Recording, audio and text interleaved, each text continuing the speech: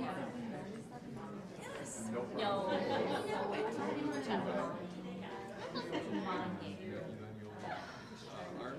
I watched it there. Thanks for being here tonight. Oh, of course. My Pleasure. husband Bruce. Hello, Bruce. Dustin Moore. Very nice to meet you. I recognize your voice. Oh, all right. He listens to you guys Wonderful. all day long. We love that.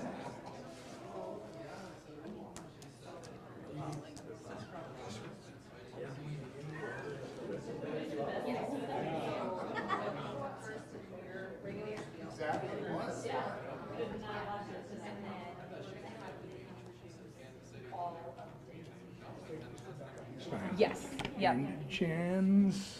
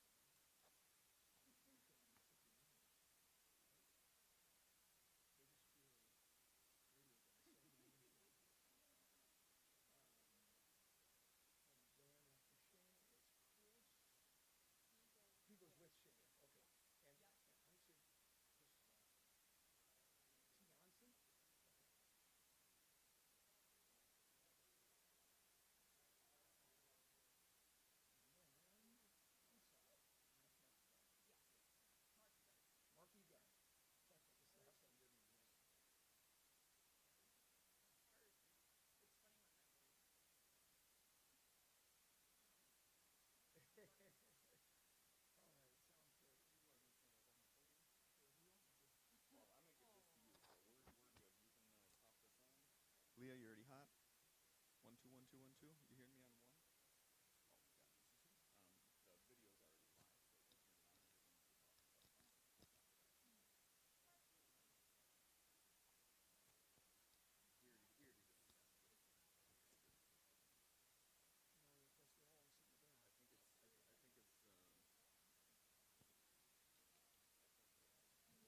Some people get a little overzealous about saying I'll be there. Where's this? My niece is here. That, of course, was in flux as of a week ago, right? So he wasn't necessarily going to be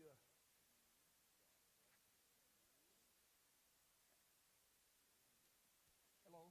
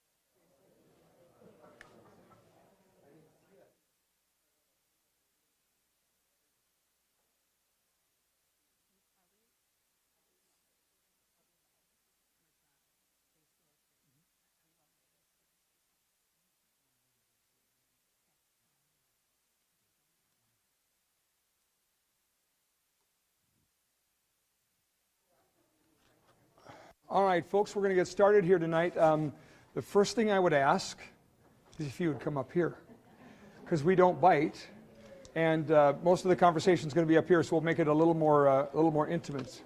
So come up close and join the conversation, and be curious and ask lots of great questions. That'd be wonderful. So this is not church. You don't have to sit in back. You can come up front and engage in an important topic, so we appreciate it. If you want to go through the speakers, you can turn that on. All right. So thank you all for being here. It means a lot. And if you get something out of this tonight, hopefully we'd ask you to maybe share it with a neighbor or a friend, a coworker, or whatever. Let them know about it. You know, the ultimate audience for this is really parents, to be able to be aware of some of the perils out there that keep our students from success. And this has been a fascinating endeavor. I've learned a ton.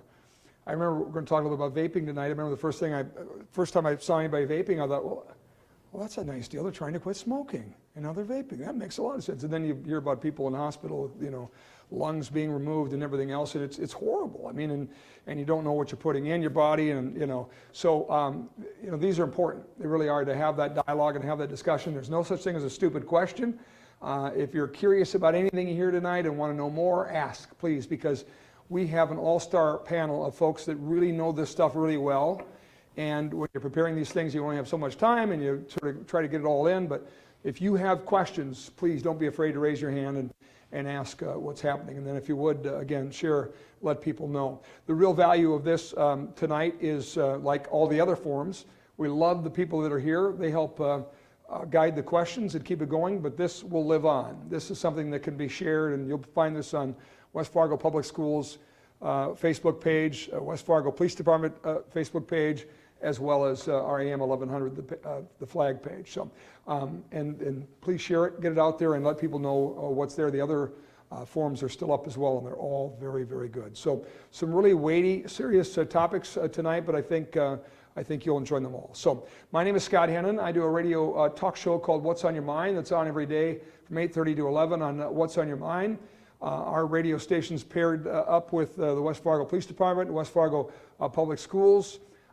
This has been a real push from the West Fargo schools and the leadership of our next guest and of Chief Yankee as well, and I really applaud them because, you know, it's tough every day when you go to school leading North Dakota's fastest growing school, or the rising population. You deal with the West Fargo Police Department. These are two growing entities. I mean, they are in the eye of the storm, drinking from a fire hose, and you know, they see the trends and where it's going, and what they're trying to do here is say, hey, let's stop, let's have a conversation, let's get parents involved in this, let's not just do this alone and pound our head against the wall. So that's why it's really important. So we're really proud to be part of this and get the word out best we can to talk about these projects. So lots to cover tonight, so we're going to get rolling after a welcome from the superintendent of West Fargo Public Schools, Beth Schleide. Beth, come on up here. How about a hand for Beth? Do I have a microphone on, or should I use this one? I think you're okay with both, yeah? With both? Yeah. Okay. So thank you for coming out tonight. This is our third Student Success Forum of the school year. It is our 7th Student Success Forum since I became superintendent. And to cut to the chase, why we started these forums is because as I was learning information about what our students were facing, I realized that it was my obligation and the obligation of all of our educators to inform parents about what we are hearing and what we are seeing. And so we wanted to get the word out. So thank you, starting to the West Fargo Police Department and Chief Yankee, because he immediately stepped up and said, we will help and partner. Thank you to 1100 The Flag, Scott Hennon, for hosting tonight, Dustin Moore for helping us get all set up. I want to thank Heather Lease and Don Miller. Heather is our coordinator for communication. Don Miller is our wellness coordinator. Our district now sees that we need not only counselors, not only social workers, but we need somebody that is going to put their attention into these subjects to keep our kids safe. So I want to make sure and thank them. I want to thank our board. Tonight I want to thank Jim Jonas, who is our vice president, has not missed an event that I can think of. So their support overall and his participation in helping us get the word out has been very important. Today, we received our Youth Risk Behavior Survey data, just today. This is a survey that is taken every other year, and students in grades 7 through 12 took it in the spring of 2019. The results came today. I haven't had a real opportunity to dig into them, but this is one of the reasons why we are here. When we look at our middle school students, there were 584, if I'm reading that right, it's 580 some, I don't have my glasses on, students that took this survey. And it was a random sampling of 7th and 8th graders, so not every student takes this. 18.3% of them said that they have seriously thought about killing themselves. We're talking about 7th and 8th graders. 13.2% of them went so far as to make a plan. These are our students. They're not students of the nation. These are our children. And 7.7% of them said they've attempted this suicide. That's 44 of our 7th and 8th graders have said that they have attempted suicide. And it gives me chills to think about if any of them had accomplished that task. When we look at our high schools, 18.6% in grades 9 through 12 say that they have considered it. This is just slightly below the state average. 14.5% stated that they have created a plan, which again is slightly below the state average. But we have 70 students in grade 9 through 12 that said that they have attempted suicide. This is why we're here tonight, is to set our students up for success in any way we can. And we are fortunate that we have speakers here that are going to teach us more. And what I ask of all of you is if you hear something tonight that you think someone you know, a neighbor, a cousin, a friend in Texas, might benefit from, this will be recorded so that you can share it with others. I thank you because you are here. You took the time. And so without further ado, we're going to turn it over to the next part of the program. Thank you so much.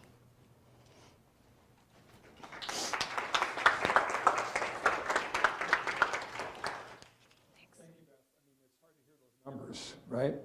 Because West Fargo's really no different than Fargo, no different than Moorhead, no different than any community you pick. Numbers are going to be somewhere in there, and these surveys have been perfected now over the years, where they're able to get a pretty good read on you know, what's true, what's real. So when you think about that, 7th and 8th graders, you have 2 out of 10 kids in 7th and 8th grade have thought about suicide. 2 out of 10. So what's that for in the average class, I guess, probably, right? Maybe even a little more.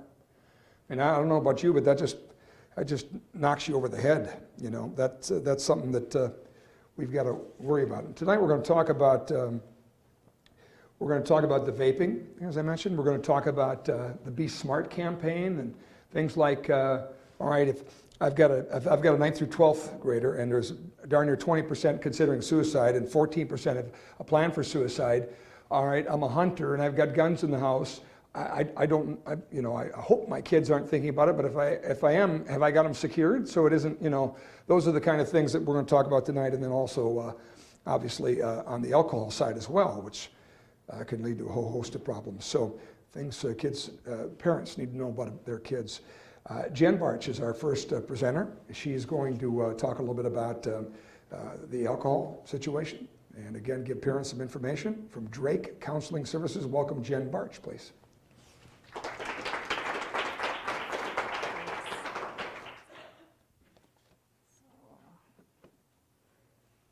See if I can just find my slides here.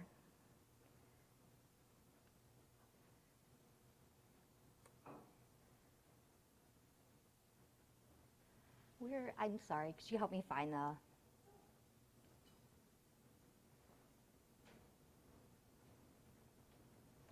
Sorry. Oh, well, there you go, that's why.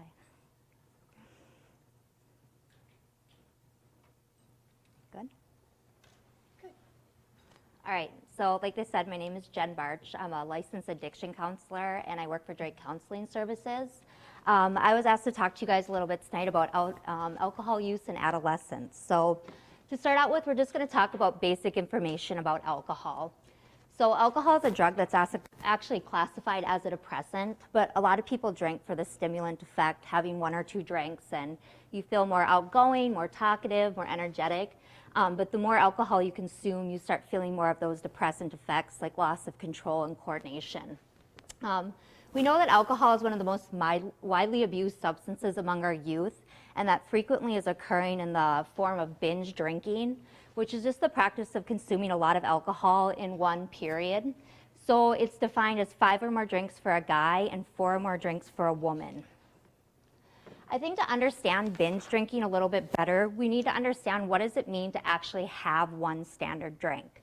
So this is a standard drink chart for the United States, and all it's saying is if I put a 1.5 ounce shot next to a 5 ounce glass of wine, next to a 12 ounce beer, all of those are equivalent to what one standard drink means. I know adolescents that I work with, this is just really a concept that they really struggle with because they don't really think about what is one standard drink when they're taking pulls off of bottles or their friends are mixing them heavy drinks. Your blood alcohol content, your BAC, this is most commonly used as a metric of alcohol intoxication for legal or medical purposes. This chart here just kind of shows the effects of your BAC as you continue to drink. So you can see at the first point of about a 0.05, you're just in that buzz zone.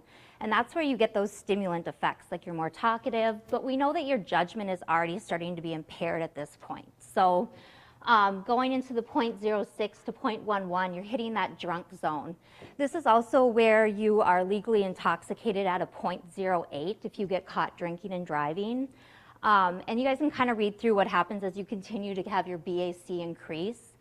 It's important to understand also that BACs among men and women are different. So if a 140-pound man had like 3 drinks, his BAC is going to be around a 0.08. But a woman of the same weight and had 3 drinks, she would be at a 0.11. The reason for that is women tend to be smaller structure, they have more body fat, but men have a higher concentration of an enzyme in our system that actually breaks down alcohol faster for them. So alcohol use in our adolescents. According to the National Institute of Alcohol Abuse and Alcoholism, they said about 90% of our alcohol use consumed by our youth is in the form of binge drinking. When we surveyed our North Dakota high school students, a little under 16.5% report that they binge drank in the last 30 days. And we know that a good percent of our high school students and our young adults don't believe that binge drinking once or twice a week poses a great risk for them. And that's just kind of concerning because we're much more likely to engage in behaviors that we don't think are going to be consequential or harmful to us. But we know that there are a lot of risks for underage drinking and binge drinking. You know, one of the first one is that impairs our judgment. North Dakota DOT in 2017 reported about 49% of our fatal crashes in this state are alcohol related. When we looked at our high school students, about 6.5 report that they drove after drinking in the last 30 days, and 1 in 6, or about 16.5%, reported they got in a car with someone who was drinking and then drove in the last 30 days. This then goes into that increased risk of physical and sexual assaults. When you compare our adolescent non-drinkers to our adolescent drinkers, they're at much higher risk for occurring a physical or sexual assault. I think this also kind of just goes into that increased high-risk sexual behavior, having unprotected sex, unplanned sex, which leads to some of those secondary consequences like unplanned or unwanted pregnancies, increased risks of contracting like an STD, HIV, AIDS. A little bit about youth and crime.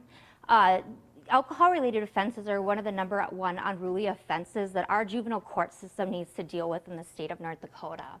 So you look at about 32% of our referrals were made for minor in possession and minor in consumption charges. When you look at like our inmate population in the state of North Dakota, about 78% of our inmate population meets criteria for having a substance use disorder, which just says they meet criteria for saying they have a problem with drugs or alcohol. And I think that really ties back into youth and crime. I would take a strong guess that if you went back and you asked those inmates, when did you start using, when did you start having problems, the majority of them would probably tell you that that began in their youth, their adolescence, their young adulthood, that 17, 18, 19 range. Our underage drinking is costing the state about $160 million. And when you break that down, violence is about 83, traffic crashes about 40, injuries 7, and treatments costing the state about $4.6 million. A little bit moving into adolescence and the brain. Thinking or drinking, what will it be for your kid? So this is just an MRI showing the brain activity of a 15-year-old non-drinker compared to the brain activity of a 15-year-old heavy drinker. And you can see the brain activity of a non-drinker lights up a lot more compared to that heavy drinker. Our brain actually doesn't even stop fully developing until you're about 25 years of age. And the last part of your brain to fully develop is your prefrontal cortex, which is the front part of your brain. This is a really important part of your brain that deals with like impulse control, judgment, making good decisions. And so you can see on here, like at 9, not so strongly developed, but as it continues to get older, that prefrontal cortex gets a lot more developed. So the concerning part is that when adolescents introduce alcohol or drugs into their system, they're actually either altering or changing that development potentially. So we know that short-term or moderate drinking really impairs learning and memory far more in our youth than in our adults. And our youth only needs to drink about half the amount an adult does to have the same negative effects. Brain development in adolescents, when I work with them, I just really try to inform them, like, you're damaging your brain. When you're introducing drugs and alcohol at this age, you're actually putting the chance that your brain is going to be hijacked, that you're going to have a higher risk for developing a substance use disorder and having problems long term. When you just look at drinking, research shows that drinking before 15 years of age results in you being 4 times more likely to have a problem with alcohol long term compared to those who wait until they're 21. When you look at North Dakota statistics, we know that about 92% of the adults in North Dakota are reporting that they think underage drinking is problematic in this state. When we look at the students, about 19.2% of middle school students report using alcohol in their lifetime. 29% of high school students report current alcohol use within the last 30 days. And again, that just under 16.5 report the binge drinking within the last 30 days. The good news is these numbers are dropping compared to prior years the survey was done. In 2003, about 40% of our students reported they were binge drinking in the last 30 days. So that's a good decrease.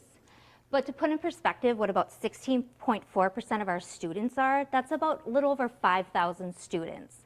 So if you took Bismarck High School, Grand Forks Century, Fargo South, Dickinson, and Williston, and you put all those students in one room, that's the amount of students that are telling you they went out and got drunk in the last 30 days. We know that about 2.8% of our youth in the state already meet criteria for having an alcohol use disorder, which again just means that they meet criteria saying they have a problem with drinking. So how did our state get here with the problem with underage drinking? That low perceived risk, when 70% of our high school students and 70% of our young adults are saying, I don't think binge drinking 1 or 2 times a week is going to hurt me, we are definitely more likely again to engage in things we don't think are going to cause us harm. That age of early first use, 14.5% of our students were reporting before they were 13 years of age they had their first drink. And accessibility. If it's easier to use or easier to obtain, we're more likely to use it. So we know that about a little over 40% of adults don't think it's difficult for their adolescent to have an adult buy them liquor. And about 60% are reporting they don't think it's difficult for their adolescent to either sneak liquor out of their house or to get it from their peers. Interestingly enough, North Dakota, it ranks highest for number of bars per capita. So for our state, we have about 1 bar for about every 1,800 people. And you compare that to a state like Virginia, they have 1 bar for every 64,000 people. So we kind of have this culture in North Dakota that drinking is acceptable. And 20% of our North Dakota adults reported that they perceive underage drinking as acceptable behavior. So these are warning signs for parents to kind of look out for, that maybe your adolescent is struggling with substance use. The first one is just those physical cues. You want to look for changes in eating habits, weight gain or weight loss, changes in their sleeping pattern. You know, clearly if you're smelling alcohol in their breath, they're having slurred speech or coordination problems. You want to look for excessive sweating, tremors, or shakes. The second one is those emotional changes. If they're losing interest in family or friends, they're losing interest in things they used to enjoy, hobbies, activities, they're becoming overly secretive or isolative. Chronic dishonesty, if you're catching your kid lying to you a lot, that's usually a sign that something is going on. Noticing a lack of motivation, energy, maybe their self-esteem is changing, and just that moodiness or irritability. Change of patterns in school. So school tends to be one of the first places problems show up. So maybe that's just a change in grades. Maybe your kid was like an AB student, now they're C's, D's, or they're having to withdraw from classes. Maybe they're continually showing up late for class, missing periods, missing days. You're getting contacted by the school and they're reporting things like, I don't know, their behaviors seem different, they're sleeping in class, they don't have the same quality of work, or they don't seem motivated. Those are usually signs that something's going on with your kid. Dramatic changes in friendships. So usually one or two things happen. New friends enter, old friends leave.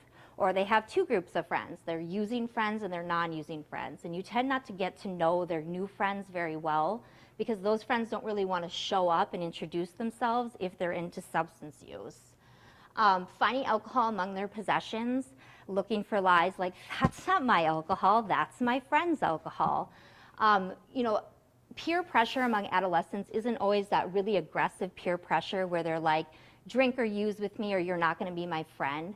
It's more just setting that environment up for them to experiment. So if they're running with kids that are drinking or using, they're more likely to experiment with alcohol and drug use because that's what's around them. And then social media. Know what social media your kids are on, what social media they're using, what they're posting. That's usually a good way to find out information about what your adolescent is up to. Uncharacteristic changes in mood or personality. Talk just a little bit about addiction and mental health. Co-occurring disorders is really common among adolescents. So co-occurring just means they have a mental health disorder and a substance use disorder. It's really difficult sometimes to know what came first or what's really going on, because signs of a mental health disorder can look like a chemical dependency problem or vice versa. So if you're just not really sure, is my kid struggling with depression or anxiety or ADHD, or are they abusing drugs or alcohol, start seeking out some mental health professionals, go to your pediatrician, seek out a counseling agency. They're usually able to help you run some assessments or answer your questions to help clarify some of that. And then the deterioration in appearance. When we're not taking care of ourselves because we're drinking or using, we have poor self-care, poor eating or sleeping habits. That really can take a toll in how we look and how much we really care about how much we look. So it's not one of these symptoms happening once, okay? It's not like we have one bad week of school and my kid is using drugs or alcohol.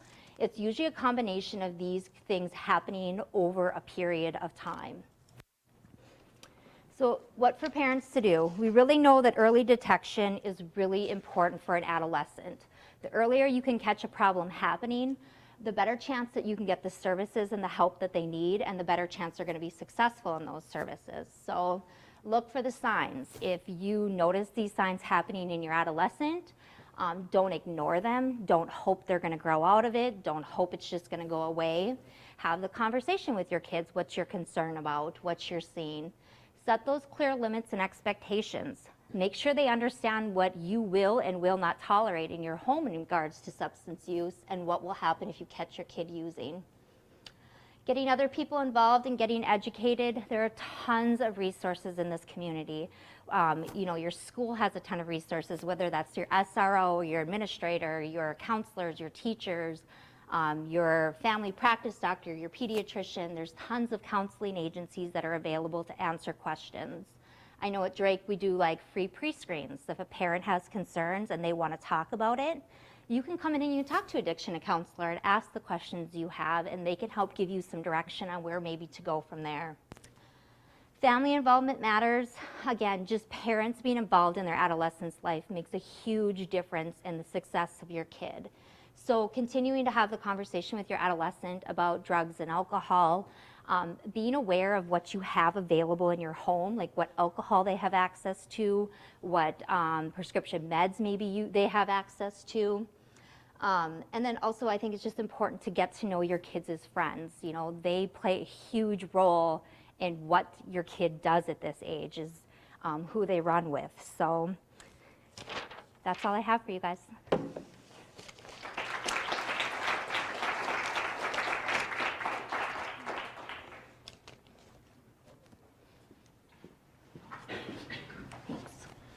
One thing I wanted to just throw in on this topic of the alcohol thing. So I think I'm one of the oldest in the room. And so I graduated in 1983. And I remember, your graduation party, your parents kind of having things and stuff. And my parents bought a cake and bought it over there. And I mean, every graduation party you went to, there was a cake. Now, I thought nothing of it at the time, honestly. I didn't. But now I look back and think, I wouldn't on a bet bring a cake to a graduation party, during the kids losing, and most of the, my classmates were the one that were at the cake. I think that that's one probably downfall of our culture a little bit, that we just say, kids are going to do that. You watch that and say, kids are going to do that. Do I want my kid to have that brain scan?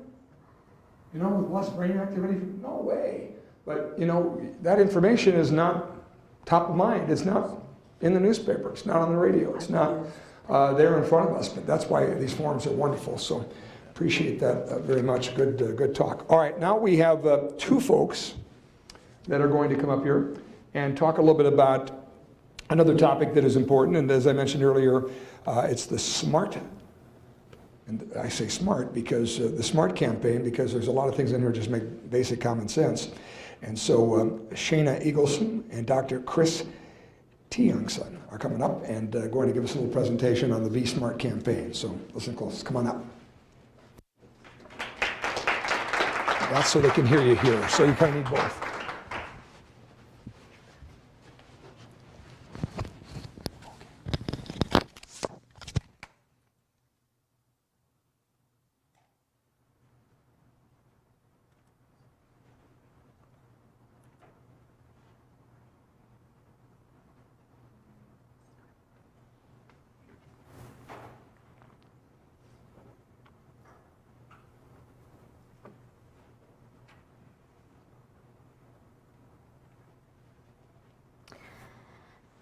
Thank you for joining us here today. Today we'll be talking about Be Smart, a program developed by Moms Demand Action for Gun Sense in America to bring together parents and all adults concerned about kids, guns, and safety. My name is Shaina. I'm a mom of 2 kids that go to Legacy Elementary, and I'm a chemistry teacher at Cheyenne High School. And I'm Chris. I'm a pediatrician and a pediatric hospitalist, so that means now in my practice I take care of kids in the hospital. And not a week goes by that I don't see a kid and have to take care of them after a suicide attempt. So this stuff is really scary to me, and if there's anything we can do to make it better, then that's why I'm here. Luckily, my 2 kids have graduated from high school already at Davies.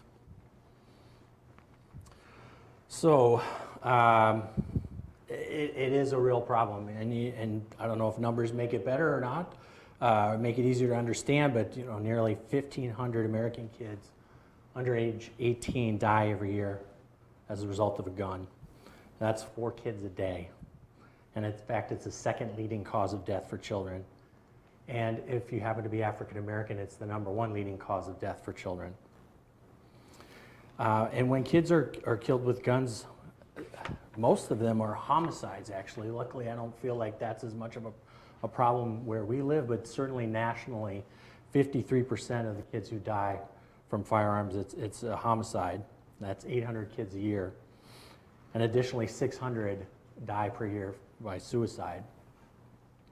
And 100 kids die unintentionally, where they find the gun, like a younger kid, and it accidentally goes off and that child dies.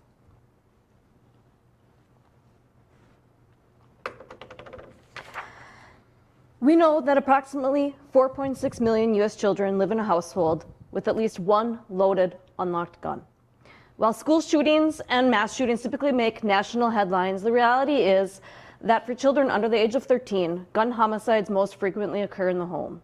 And one study showed that nearly 90% of unintentional shooting deaths and injuries among children under the age of 15 occur in the home. What's more, we know that in incidents of gunfire on school grounds, 78% of shooters under the age of 18 obtain the gun from their home or the homes of relatives and friends.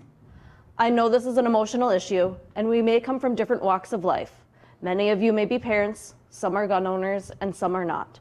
You may have had personal experience with guns, and some of you may have been impacted by gun violence.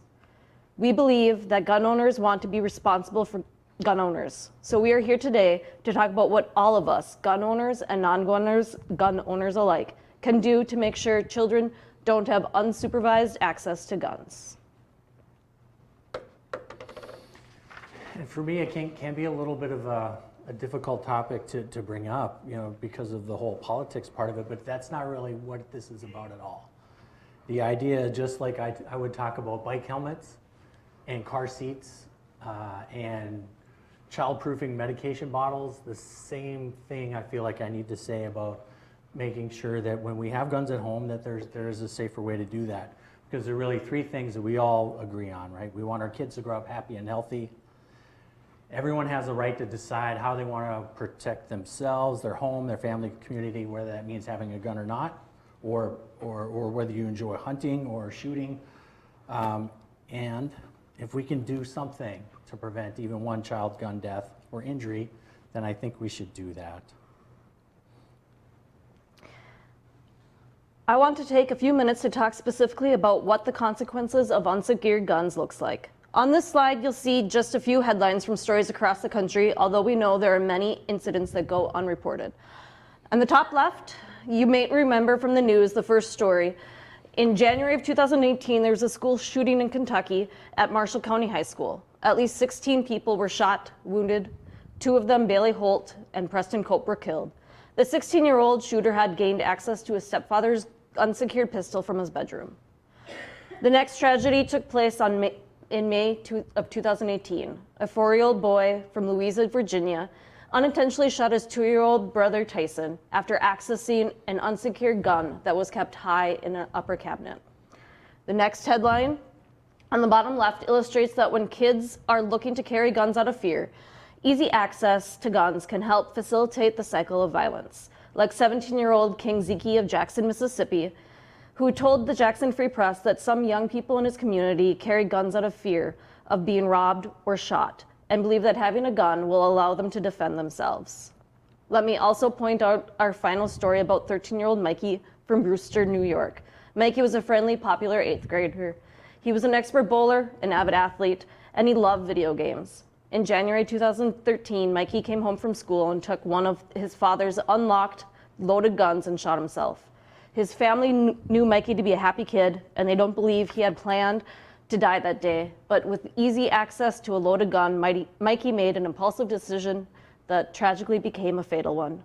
All 4 of these stories show the fallout of when young people get their hands on unsecured guns. No story is quite the same, but all are tragic and irreversible and preventable. So it's important to remember that even if you are practicing safe storage of your gun at home, you do need to consider, what's the situation in other homes that either your kids go play at or have a sleepover, or that you're visiting. So that's where the Be Smart program comes in. So what can we do? We can be smart. So we'll start with S, and S stands for Secure Your Guns in Homes and Vehicles. So 13 million households with kids have at least one gun. And most of the kids in those gun-owning households know exactly where the gun is stored. And as we already know, incidents of gunfire on school grounds, often, the majority of the time, the shooters obtain their gun from a home of a relative or a friend. like the tragedy that unfolded in Kentucky at Marshall County High School. So what do we mean by securing guns? That means the guns should be stored locked and unloaded, and the ammunition in a separate spot. You know, just like you wouldn't leave your car running with the keys in it, and the only thing your child had to do is quick pop it into gear before they would go driving out into the street. You need to, you know, it makes sense to take that one extra step. And hiding a gun doesn't really count either. Kids always know where they're at. There have been several studies where they ask kids of gun-owning families, the parents don't even think the kid knows there is a gun, but most of the time the child knows exactly where it is. And in fact, they've probably even touched the gun. And then remember Zeke from Mississippi. So the kid who felt afraid and felt like the gun would help protect him. So there's a lot of different reasons for kids to have access to guns, whether it's curiosity, fascination, fear. And as the adults, it's our responsibility to prevent easy access to guns. Responsible storage is associated with decrease in firearm suicide and unintentional firearm injury among kids too. 78% lower risk of self-inflicted firearm injuries if you secure your guns, and 85% lower risk of unintentional firearm injuries. Commonly used things are going to be a cable lock, a lockbox, a safe, as well as storing your firearms unloaded and ammunition separately. Unsecured guns are also often stolen, and in fact, 380,000 guns are stolen from private gun owners every year. And gun owners are three times more likely to have a gun stolen if they've been carrying their gun within the last month. I guess that would just be because it's more accessible to them. And then a quarter of all guns that are stolen are from cars. So just putting a gun in a glove box or underneath the car seat is certainly not enough. M, model responsible behavior. Every law-abiding adult has the right to decide whether or not to have a gun in the home, but you can't rely on curious kids not to find a gun. As we saw on the slide before, one study showed that a majority of children are aware of where their parents store their guns, and that more than 1/3 reported handling their parents' guns, many doing so without the knowledge of their parents. Nearly a quarter of parents did not know that their children had handled the gun in their house. It is always an adult's responsibility to prevent unauthorized access to guns, not a curious child's responsibility to avoid guns. Talk to your kids about gun safety, but remember that's a precaution, not a guarantee. One study found that young children who go through a week-long gun safety training are just as likely as children with no training to approach or play with a handgun when they find one. Modeling responsible behavior means that smart adults make sure that kids don't have the opportunity to access guns. That said, you can't control the environment that your children is in all the time. So you should teach them that not to touch a gun if they come across one real or pretend, and give them the tools to get out of a dangerous situation and to alert an adult. As an adult, it's your responsibility to do everything you can to prevent them from getting in a dangerous situation to begin with. We also have a handout on best practices for talking to your children about children and teens about guns. As we mentioned, there are approximately 4.6 million US children living in a household with at least one loaded, unlocked gun. That's why you need to ask about firearms in other homes your child visits, the A in SMART. For the parents and caretakers in the room, what are some things you ask about before allowing your children to go to a friend's house? This is for you to tell me. What do you ask? What do you ask other parents? Do you have pets? If you have pets, especially if your children has allergies to pets. Trampoline. Don't want to get them hurt. Good one. Some other things you might ask would be pools on the property, car seats for rides, screen time, alcohol access, asking about guns. Asking about guns in the home should be as natural as asking about any other safety issue. But it can seem awkward at first. I know, I have done it. So try making it a part of your general safety conversation. You might want to try asking via email or text if you're uncomfortable at first. R. So let's talk about recognizing the role of guns in suicide. That's the R. Access to a gun can make the difference between life and death. And as we know from our statistics, this is not an uncommon thing, that our children are going to be at risk. So as kids get older, though, the things that you may do to put in place for a young child, like a 3-year-old, maybe not exactly the same thing that you need to do for a 13 or a 15-year-old. So you may need to think about upping that maybe from a cable lock to a gun safe. And if you are in a situation where you're worried about someone in your home potentially being a risk of harming themselves, then that might be a good time to get that gun out of the house. So you can take it either to a friend or family member, and then making sure that you lock it and keep your ammunition separate then, so that they're not at risk from that situation either. Or you can take it to law enforcement or gun dealers or other places like that are potentially available. So when kids do attempt suicide, most of the time they don't die. Those are the kids that I see. Probably about 95% of the kids who try to commit suicide by usually pills, we can save them. But if they use a gun, 85% of the time they're dead and they don't come to see me. We want more second chances for our kiddos. It can be very much of an impulsive decision, like our story of Mikey, where it just seemed like it came out of nowhere. And giving them enough time and space between the thoughts of self-harm and removing the means from them can really make a big difference. So the National Youth Study conducted by CDC showed that 17% of high school students surveyed had seriously considered attempting suicide within the last year. In another study, 41% of adolescents in gun-owning households reported having easy access to the guns in their home. So responsible firearm storage is associated with a decrease in the risk of child firearm suicide. We also have other handouts and materials about what to do if you are recognizing some warning signs, including the suicide prevention hotline and other options in the back. Tell. That is the power of being smart. We have heard from people that because of the Be Smart program, they know to ask about the presence of guns before their children go to other people's homes, that they have talked to family members about guns in the homes when they have recognized roles of guns in suicide, and the gun owners are modeling responsible behavior as a direct result of Be Smart. So who are you going to tell to be smart today? Research shows that law enforcement, the military, and hunting or outdoor groups are particularly effective at communicating safe storage practices. So here's our acronym again. So the S is for secure your firearms and guns and your guns in homes and vehicles. Model responsible behavior as the adult. Ask about unsecured guns in other homes. Recognize the role of guns in suicide and tell your peers to be smart. You know, one of the other the most scary thing, I think, is of kids who have survived a suicide attempt by gun. They ask them later, how long did you think about it before you pulled the trigger? And it's 10 minutes. That's it, 10 minutes for half of those kids.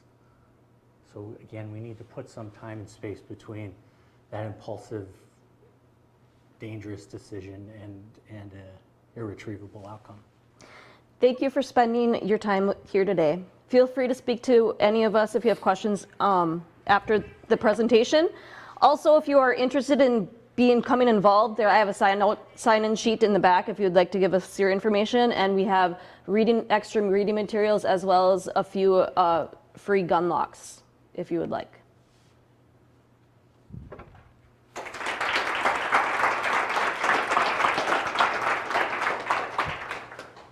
All right, thank you very much, Shaina, Dr. Chris. Your contribution to I'll try. this discussion.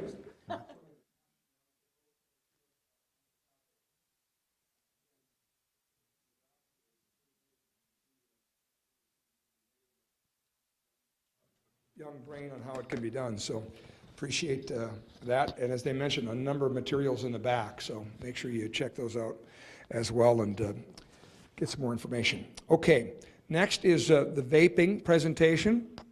And again, this one an eye-opener as well. When this is over, then we're going to bring all of these presenters back and answer any questions you have. So just keep track if you have any questions, and we'll ask those all in detail at the end. We're joined by Fargo Public Health's Melissa Markegard.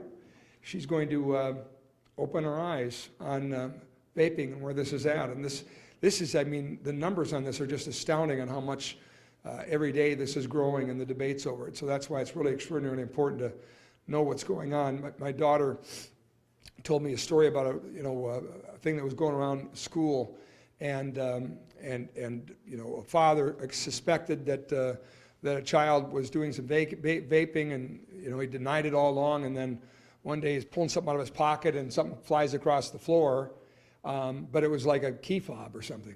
Looked like. Don't tell my.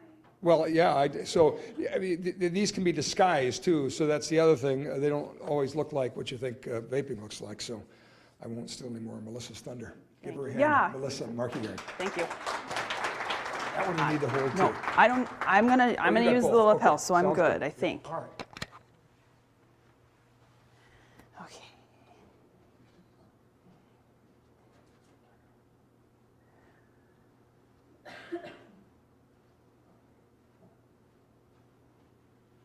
Whoop.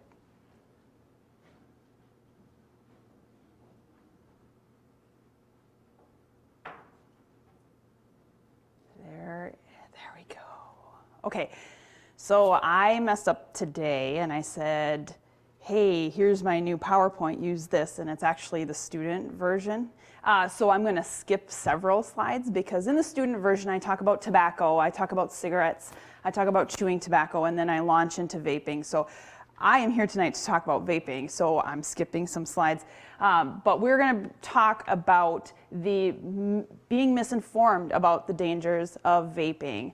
So tonight we're going to talk about the evolution. No, we're not talking about the evolution.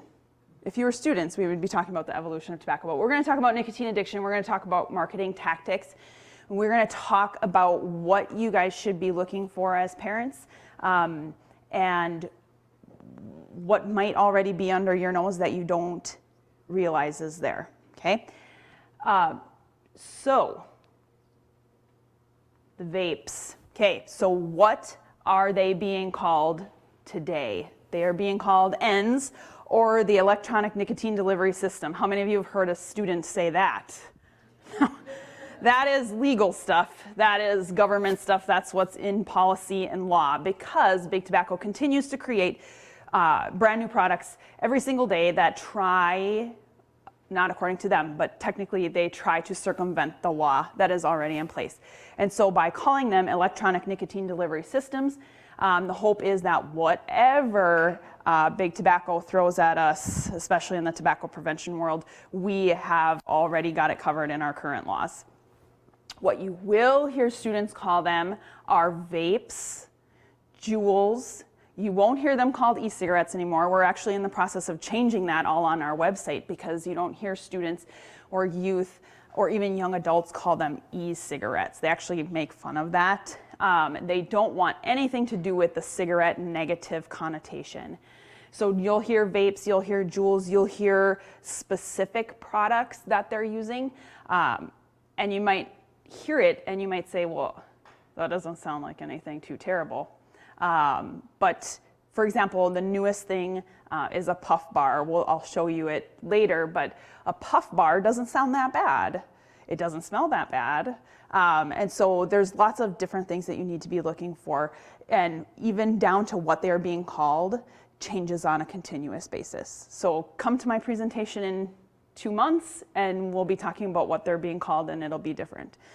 So every vape is made up of 4 main chemicals: propylene glycol, glycerin, nicotine, and flavorings. Right now there are over 15,000 flavors on the market. Propylene glycol is a food additive that is used to keep things moist, used to keep food moist. So what you will hear the vape industry or big tobacco industry talk about is the fact that propylene glycol, vegetable glycerin, nicotine flavoring, those are all approved for human consumption. Yes, I'm not saying they're not. You can consume them, but consuming them means it goes through your digestive system. They are not approved for human inhalation. Specifically, they are not approved to mix those 4 things together, heat them up in a vape, have them aerosolized, inhale them into our lungs. That is what, we don't know what that actually does when you inhale all that into your lungs. What we're finding is that you are inhaling a nanoparticle. So when the particles are aerosolized, they become a nanoparticle, which is so small, they're getting very, very deep into your lungs. So if you think about a cigarette smoke, when you inhale that into your lungs, it's a real big fat particle that has to be absorbed into a blood cell or into cells in order for it to affect the body. So these nanoparticles, they don't have to wait to be absorbed. Simple biology, they don't have to wait because they are so small, they just cross cell membranes. Okay? That is what we're dealing with. That is what we don't know what the long-term health effects are of. That is why we need to be very, very cautious about who's using them, why they're using them, etc. So how does the tobacco industry target youth? See, this is the kid version, so it says you. So we're just going to call it youth. How do they target youth? They target them with product placement, specifically on counters or near things that are seen as safe to kids. They target them with flavors and designs. So adults in the room, adults in the room, what are some popular flavors of vapes that you have heard of that you think really kids would like? Shout some out. Have you heard of any? What flavors do you think? Watermelon, okay. Cotton candy. Cotton candy is always said by parents, always said by parents. Any other guesses? Any other thoughts? Because I'm so glad I have youth in the room. Okay, so youth, I'm going to ask some youth, and if you get my answer correct, it doesn't mean that I think you vape. I think you guys are extremely aware of what's going on, and it is so popular in your not necessarily your circles, but in your age group, okay? So I wouldn't be shocked if you get the answer, if you guess what I'm hoping you guess, okay? What are some popular flavors that you guys have heard of? Mango and mint. Yes. Oh my gosh, I'm so glad you're here tonight. Okay, so parents, did you ever think to guess mango and mint? No. Why did you say mango and mint? Because you already heard me. Woohoo! You already heard me present. Okay, so yeah, so mango. Okay, so it's not technically, okay, that's not how I wanted it to look, but yes. It smells like an air freshener. Yes, they do, yes. But mango and mint are popular because, I'll say it because we're Facebook Live, so it needs to be on microphone, but they already know. Mango and mint are the #1 and 2 selling Juul pods up until whenever, now that Juul can't make those flavors right now. Mango and mint are the most popular flavors of Juul pods that exist, okay? In every classroom that I have been in this fall and early and into winter, I ask the same question, I get the same answers, okay? In every parent or adult presentation that I give, I ask the same question and I get the same answers. Cupcake, cotton candy, watermelon, like a normal fruit flavor, strawberry. No one ever guesses mango because there has been very specific targeting to youth. Every youth class in the top 4 says mango and mint, okay? That should cause you to say, what in the world is going on here? Why would all of the students know that? And I present typically to 7th and 9th graders. So we're not even talking about seniors in high school, we're talking about pretty young kids. They also target youth with advertising and packaging. What does it look like she's advertising? I mean, pretend you can't see that it says smoking evolved on it. What does that look like an ad for? makeup, clothes. Okay, how old does it look? How old does she look? She look like a teenager, young adult? Okay. This is one of the very first Juul ads that was ever out on. It was part of a Juul promo. It was one of the very first ones. All of them looked like this. They all had very young looking people having fun in neon colors. All of them said smoking evolved, but I have sat in a room with someone who worked for Juul or was working for Juul at the time, who got up and said to everyone, Juul does not advertise to kids. I beg to differ, but of course I work for public health, so I am going to say that I do not agree with that, okay? They very much target youth in very specific ways. And then we move on to video games, movies, TV, and social media. And I really want to talk about social media with you as parents, okay? I also ask the students when I come in and present, how many of you have an Instagram or a Snapchat account? So, how many of you have an Instagram or Snapchat account? Okay, keep your hands raised if you have an Instagram or Snapchat account. How many of you, keep your hands raised, have ever seen someone on their Instagram or Snapchat or the stories sell a vape, use a vape, sell a Juul, or use a Juul? How many of you have seen that? Okay. The kids of the room have their hands up. The adults in the room have lowered their hands. Okay. Juul specifically took down their Instagram, made a huge deal about it in the media. We do not target youth, so we will take down our social media. We'll take down our Facebook. Youth aren't on Facebook, by the way. But they took down their Facebook. They took down their Instagram. The bottom line is they don't need to have their Instagram account anymore because youth are hashtagging Juul at an astronomical rate, okay? Youth are showing how cool Juul is to use simply on their story, okay? They free advertise for vape companies constantly, all the time, okay? And big tobacco and the vaping industry knows that, and so they use it to their advantage. So this is the full Juul ad, how it looked. They even showed the device. Big tobacco, some of you are wondering, how in the world can they do this? Because big tobacco can't advertise like this. Correct. Cigarettes and chewing tobacco were part of a lawsuit of the four main big tobacco companies several years ago. And what came out of that was called the Master Settlement Agreement. And in the Master Settlement Agreement, they can no longer advertise, cigarettes and chewing tobacco can no longer advertise the way they used to. So you won't see Joe Camel as a cartoon. You won't see certain things that you used to see. You won't see a cigarette in an ad like this, okay? The vaping industry had not started yet when we had the Master Settlement Agreement. And so the vaping industry can do whatever they want.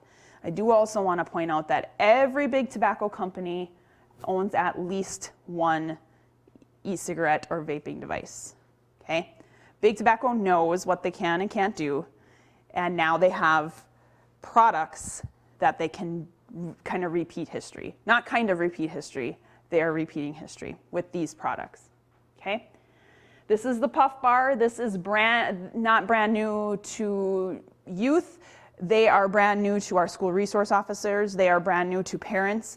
The Puff Bar is very similar to a Juul, and I'll talk more about it when I talk about all of the products that I have over there. But I do want to point out that as tobacco products, when you think about that outer circle of things, this is what you think of when you think about tobacco products. So traditional cigarettes, snus and smokeless tobacco and cigars and flavored cigars. But then you also have all the vapes, okay? They're all considered tobacco products, all of it, okay? So nicotine poisoning, so Jen was talking a lot about how your brain is developing until age 25, which makes youth more susceptible to every drug, okay? Nicotine is a drug. When youth start using nicotine at a young age, especially these new products that have extremely high nicotine content in them, that nicotine is changing our youth's brain so quickly and so rapidly. And teachers and school resource officers and parents are seeing what Jen was talking about earlier, that change in that prefrontal cortex, that part responsible for decision making and mood and impulse control. We are seeing that not only with alcohol, not only with other substances, we are seeing it with nicotine, okay? And it's becoming very obvious that nicotine has the same effects as every other drug. I also want to talk about nicotine poisoning as far as NICSIC goes. So how many of you have heard the term NICSIC? Some youth, one parent. Okay, so NICSIC is actually nicotine poisoning, okay? But youth use the term NICSIC. This is actually the definition, I got it from Urban Dictionary, okay? So we know it's the youth that have kind of created the term NICSIC. So NICSIC is nicotine poisoning. So if you hear kids, you might not hear your kids say it, but maybe you'll overhear them talking about it or see it in a message or something. I was so NICSIC over the weekend. That is nicotine poisoning that they were experiencing. And whether they realized that they were actually experiencing nicotine poisoning or not they might not actually realize that it's NICSIC is nicotine poisoning, but it is. And I like to point out the last sentence in the actual Urban Dictionary definition. This may make you want to quit juuling. So they actually specifically talk about a specific product, okay? This may make you want to quit juuling, but you'll probably just do it again tomorrow. What is that? It's in Urban Dictionary. That is what? What is that sentence? Addiction, okay? So nicotine poisoning, you experience all these terrible symptoms, but you are so addicted that you will just use it again tomorrow, okay? And that's where we're at with our youth at the moment, is complete nicotine addiction. They might want to quit, but they can't. That's where we're at. That's how bad this nicotine poisoning, or this nicotine content, these products, this current usage that we're seeing, that's how bad it is right now. So flavors in menthol. So flavors are technically a lung irritant. Menthol is added to many tobacco products to make that nicotine hit a lot easier.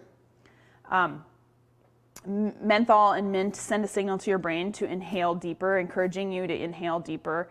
And 81% of youth who have ever used a tobacco product have used a flavored product. Okay, so this is a picture of a whole bunch of puff bars. Look at all those flavors. 19 of them at this particular store. Okay, 19 flavors of one product. I don't even think if I walk into a drugstore that there are 19 flavors of gum, okay? And this was just one product at this particular store. And then I want to point out this. So I was doing a presentation on an evening one night, and the gentleman was coming to my presentation, and he was vaping out in the parking lot, and I saw him through the window. And when he came in, I said, "What are you vaping?" Because I'm going to ask you what you're vaping. If you're coming to my presentation and I can see you vaping in the parking lot, I'm going to ask you. So I asked him, "What are you vaping?" And he took this bottle out. And you can't really read it, but it says neon green slushy. Okay, neon green slushy, what flavor is that? Any guesses? Green apple, that's a good guess. It's not right, but that's a good guess. That's what everybody guesses. Green apple or what? Lime? No. It's menthol. What did you guess? Antifreeze. Yeah, right, antifreeze, exactly. It's actually menthol, okay? So this was a young adult. He's using it legally. But the point is, neon green slushy doesn't sound like menthol flavor, but that's what it was, okay? And he said, "It's my favorite. I almost only exclusively use menthol flavor." Interesting.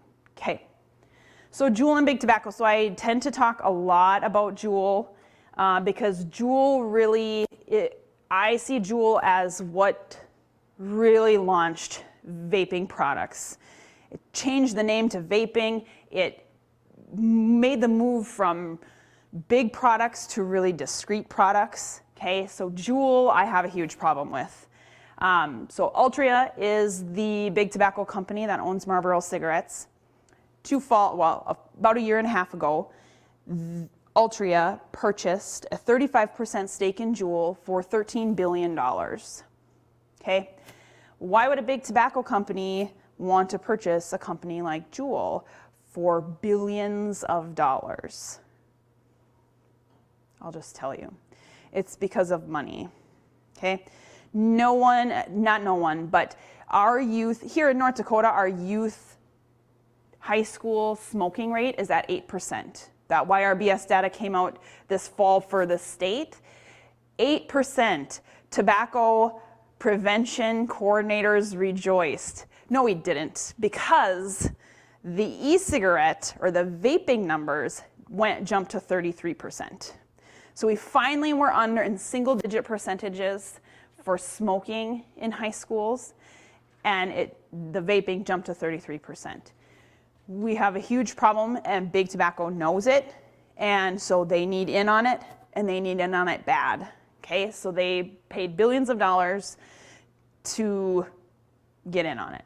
Okay, 72% of the total e-cigarette market is controlled by Juul, and that was last December, or that was over a year ago, just a little over a year ago, of that percentage. I would guess that it's still fairly high. Juul is extremely popular. We see when a different product comes out, we see that one spike a little bit and Juul come down, and then Juul just climbs right back up. In the UK, they're still allowed to use the really descriptive flavors of Juul. Here in the US, they don't use, they have changed their flavor names to be not quite as descriptive. One Juul pod contains at least as much nicotine as a pack of cigarettes. Okay, it pains me to have that on my slide, because this is what Juul says on their website. I have to put what Juul says on there. And it's starting to show us that a Juul pod contains between 26 to 39 cigarettes worth of nicotine. We're talking about almost 2 packs. Some will say, I use 1, or I use 2, or I use 3. When we start asking them their usage. Juul pods 20 here, so it moves quite slow. So safety concerns with you have someone who, maybe you have a student who says, yes, I vape, mom. I studies now showing that even if there are jars of, checking them, okay? They can say whatever they want. Cigarettes are regulated, okay? Starting this past fall, as of January 21st, we have seen 2,000 with the new cases. These cases, it looks like it's slowed down. They were reporting everything. Now it's just hospitalizations. And influenza looks a lot like vaping-related lung injury. If you come down with some of these symptoms and your mom or dad thinks that you most cases with this lung injury have reported using THC-containing products. And then the CDC says there are no safe tobacco products. All tobacco products in December, so just a little over a month ago,